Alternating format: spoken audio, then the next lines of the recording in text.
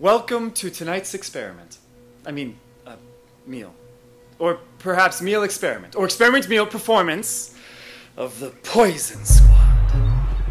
I will be your tester. I mean waiter.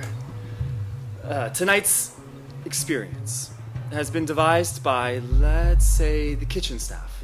The kitchen staff who made this play, if you can call it a play, which you can call it a play, but the kitchen staff prefers to call it a metaphorical four-course prefix menu.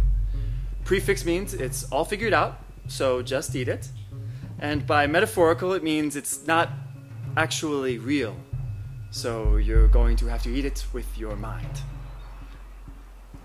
Course number 1. The legend of Dr. Harvey Wiley as told by Anna, his wife.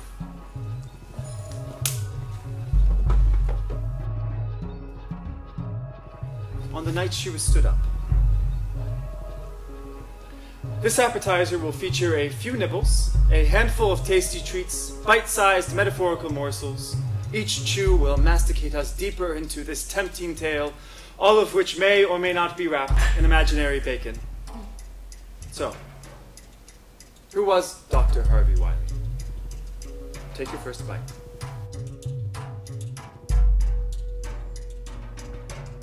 Harvey, dear husband, I cannot sleep out of worry tonight.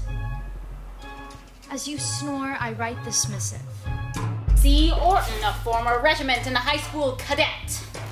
Eugene R. McCarthy, the only one of the Emerald Isle sons among the 12 subjects. They might have included Chester Picklesworth, heir to a dying tar soap mogul. Lindsay Pritchard, who insisted to his dying day that he didn't have a girl's name. Gerald Hemmingham, most famous for being able to fit his whole fist in his mouth.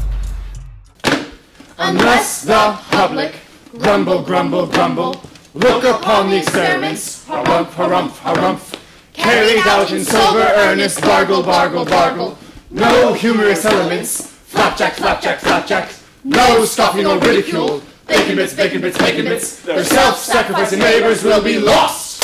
but nobody heard them. So, Hooray for the Poison Squad, hooray for the poison, hooray for the Poison Squad, hooray, hooray, hooray. The soul the deadlies we double dare to put us beneath the sod. We're death immune and proud as proud. Hooray for the Poison Squad, hooray for the Poison Squad.